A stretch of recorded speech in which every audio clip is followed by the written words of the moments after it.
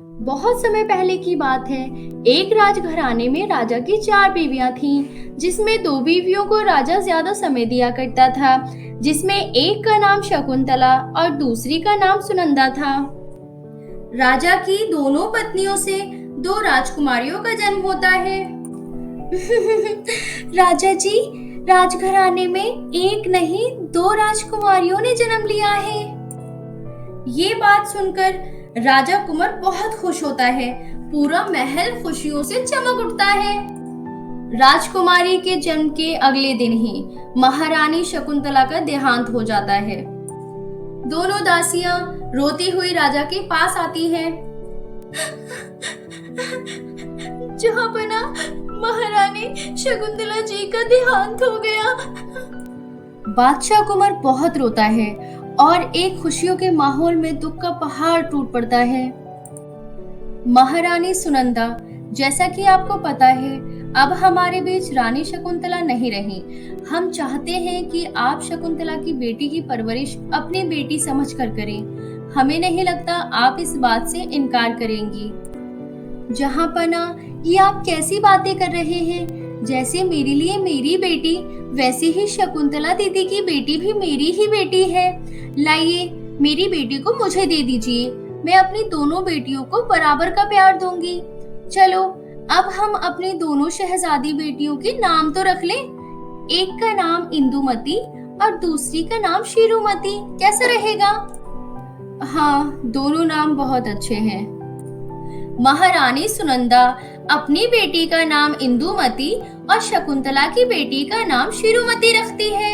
फिर बादशाह वहां से चला जाता है। जैसे ही महारानी सुनंदा महारानी शकुंतला की बेटी की तरफ देखती है, उसकी आंखें खुली की खुली रह जाती हैं, क्योंकि महारानी शकुंतला की बेटी बहुत सुंदर थी। उसकी आंखें नीली और बाल सुनहरी थे, जैसे किसी परी ने जन्म लिया हो। ये देखकर सुनंदा जल भुन जाती है, क्योंकि सुनंदा की बेटी बदसूरत थी। ये शकुंतला की बेटी इतनी सुंदर है और मेरी बेटी बदसूरत। बड़े होकर मेरी बेटी को कोई नहीं पूछेगा, सब शकुंतला की बेटी की ही तारीफ करेंगे। अभी तक शकुंतला की बेटी को किसी ने नहीं देखा। इससे पहले कोई देखे, मुझे ही कुछ करना पड़ेगा। ऐसा सोचकर सुनंदा अपनी एक दोस्त जादूगरनी के पास जाती है और उस जादूगरनी के पास जाकर शकुंतला की बेटी को बदसूरत बना देती है, जिससे शकुंतला की बेटी हमेशा के लिए काली हो जाती है और चेहरा बहुत बदसूरत हो जाता है। ये देखकर सुनंदा बहुत खुश होती है। अब आया ना मजा। अब इस कल्लो को कोई भी पसंद नहीं करेगा, यहाँ तक कि कोई इसे राजकुमारी भी नहीं समझेगा कि इतनी बदसूरत हो गई है। ऐसा सोचकर सुनंदा बहुत खुश होती है। 15 साल बाद शिरुमती और इंदुमती दोनों बड़ी हो जाती है। शिरुमती अपनी रंग की वजह से लोगों के बहुत ताने सुनती थी। वो जहाँ भी जाती, सब उसके रंग रूप का मजाक उड़ाते।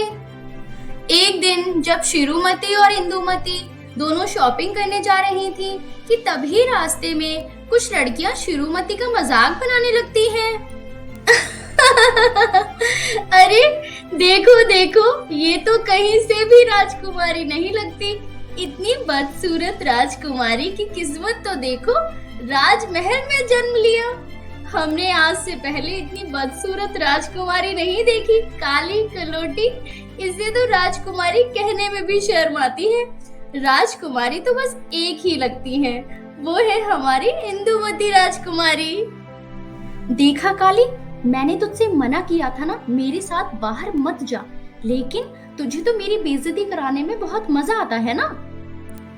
इंदुमती, मैं बदसूरत हूँ, काली हूँ, लेकिन हूँ तो तुम्हारी बहन ही ना। और रही इन सब की बात, तो मैं भी राजकुमारी हूँ, इन सब को दंड दिलवा सकती हूँ, लेकिन मैं ऐसा नहीं करती। पर कम से कम तुम तो मेरे दुख को समझो।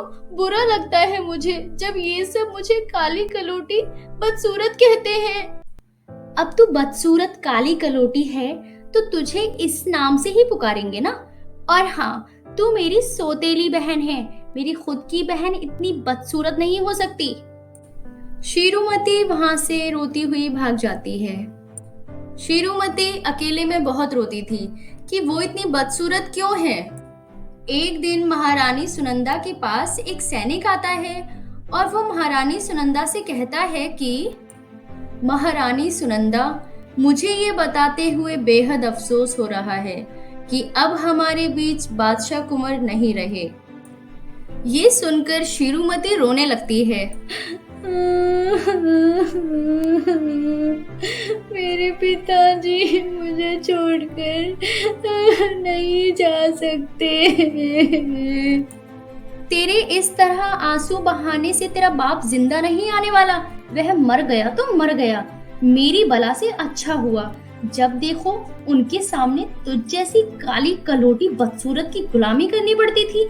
चल अब ये रोना धोना बंद कर और काम पर लग जा। अब से सारी दासियों के काम तू करेगी, समझी? सुनंदा शीरुमती से सारे घर में पोछा लगवाती, सफाई कराती।